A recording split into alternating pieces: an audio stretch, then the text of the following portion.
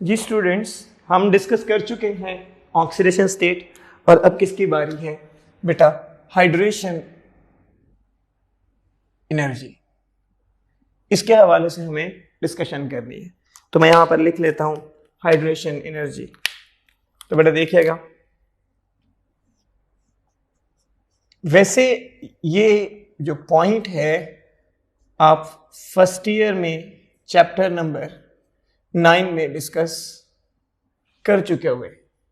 Hydration energy की अगर हम बात करें तो it is the amount of energy released. इसका मतलब ये हुआ कि ये प्रोसेस क्या होगा? एक्सो होगा। इट्स क्वाइट सिंपल, ये भी एमसीक्यू में पूछा जा सकता है। The process of hydration is either exo or endo और बोथ और कैन नॉट बी प्रेडिक्टेड। तो आपका आंसर बन सकता है यहाँ पे, सॉरी क्वेश्चन एमसीक्यू बन सकता है। और it is the amount of energy released, ठीक है, when 1 mole of ions are hydrated in so much solvent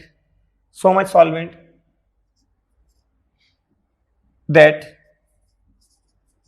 infinite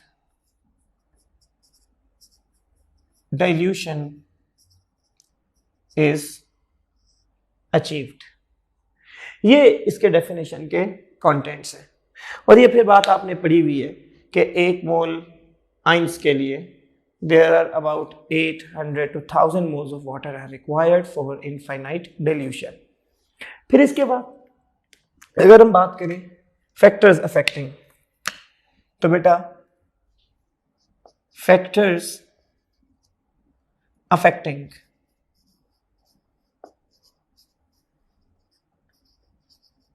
hydration energy। बेटा फैक्टर्स अफेक्टिंग हाइड्रेशन एनर्जी में नंबर 1 आपके पास एक है charge on ion, number 2 size of ion, number 3 इन दोनों का मिला के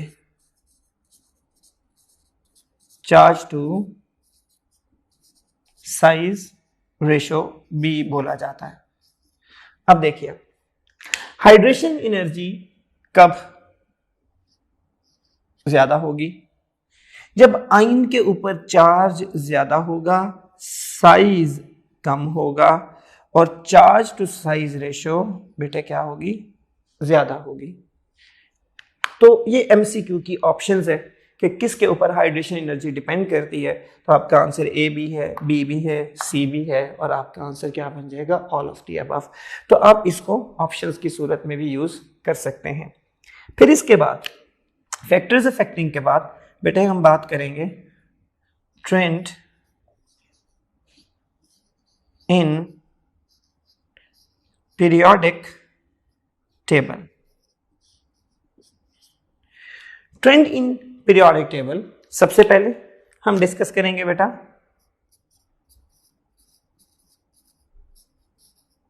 डाउन द ग्रुप। अब डाउन द ग्रुप ये कम हो रही है। क्यों कम हो रही है? मुझे इसकी रीजन बतानी पड़ेगी। अगर मैं कहूं कि चार्ज में वेरिएशन इसकी रीजन है तो बेटा ऐसा नहीं है, क्योंकि charge down the group constant रहता है। Lithium +1, sodium +1, potassium +1, caesium +1 charge factor नहीं है। फिर उसके बाद अगर मैं कहूं साइज का बढ़ना हाइड्रेशन एनर्जी को कम करता है तो ये बात बिल्कुल ठीक है। लिथियम से सोडियम, सोडियम से पोटेशियम, रुबीडियम, सीजियम तक साइज क्या कर रहा है? इंक्रीज कर रहा है। फिर उसके बाद अगर मैं कहूं कि चार्ज टू साइज रेशो बेटा ये डिक्रीज करती है तो ये भी बात दुरुस्त है। तो ध्यान में रखें, चार्ज रीजन नहीं है, साइज का बढ़ना रीजन है, और चार्ज टू साइज रेशो का कम होना रीजन है। तो ये पॉइंट्स आपने जहन में रखने। फिर इसी तरह से डाउन द ग्रुप के बाद बेटे हम बात करेंगे, डाउन द ग्रुप के बाद देखिएगा, you are having along the period, और डेफिनेटली अलोंग द पीरियड का मतलब लेफ्ट टू राइट ही डिस्कस हो रहा है। अलोंग द पीरियड बेटा जो हाइड्रेशन एनर्जी है वो क्या कर रही होती है, it is going on increasing. अगर यहां पर रीजन के ऊपर बात की जाए तो बेटा देखिएगा, अलोंग द पीरियड बेटे चार्ज चेंज हो रहा होता है, सोडियम +1, मैग्नीशियम +2, एल्यूमिनियम +3, ठीक है। और फिर उसके बाद दूसरा पॉइंट, साइज कम हो रहा होता है। अब साइज कम हो रहा है, चार्ज इंक्रीज कर रहा है, तो फिर बेटा चार्ज टू साइज रेशो बेटा डेफिनेटली क्या कर रही होगी, इंक्रीज कर रही होगी। अब देखिएगा प्लीज, तो यहां पर अगर हम एग्जाम्पलीफाई करें तो थोड़ी सी वेरिएशन आएगी, उस वेरिएशन को जरा जहन में रखिएगा। फॉर एग्जाम्पल आप देखिए, you are having Na+1, Mg+2, फिर Al+3। सिलिकॉन चूंकि आयन की फॉर्म में एग्जिस्ट नहीं करता, मैं इसको फिल वक्त नहीं लिख रहा। और अगर मैं बात करता हूं फास्फोरस, तो ये भी यहां पर -3 लिख लेते हैं। फिर उसके बाद S-2, ये तो एग्जिस्ट करता ही करता है। फिर इसके बाद Cl-1 है। अब जरा नोटिस कीजिएगा, यहां से यहां तक क्या हो रहा है बेटा, 3 काम हो रहे हैं अलोंग द पीरियड, यहां से यहां तक खास तौर पे बेटे चार्ज क्या कर रहा है, इंक्रीज कर रहा है, ठीक है। साइज क्या कर रहा है, डिक्रीज कर रहा है। अब चार्ज इंक्रीज कर रहा है, साइज डिक्रीज कर रहा है, तो चार्ज टू साइज रेशो क्या कर रही है, इंक्रीज कर रही है, जिसकी वजह से along the period hydration energy increase कर रही है। अब आ जाए इस तरफ, यहां पर अगर आप देखें तो बेटे ध्यान से सुनिएगा, यहां पर गौर से सुनिएगा, यहां से यहां तक बेटे चार्ज क्या हो रहा है, कम हो रहा है, यानी कि बात उलट हो गई। चार्ज क्या हो रहा है,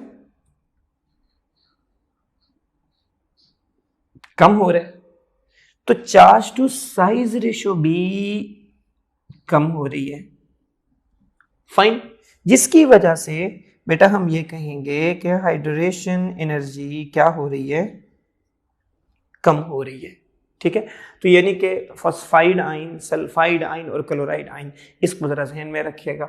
तो अगर आपके पास बेटा देखें, you are having A option, you are having B option, you are having C option, ठीक है, और डेल्टा कोई भी ऑप्शन आप बना लें, ठीक, ऑल लिख दें, नन लिख दें।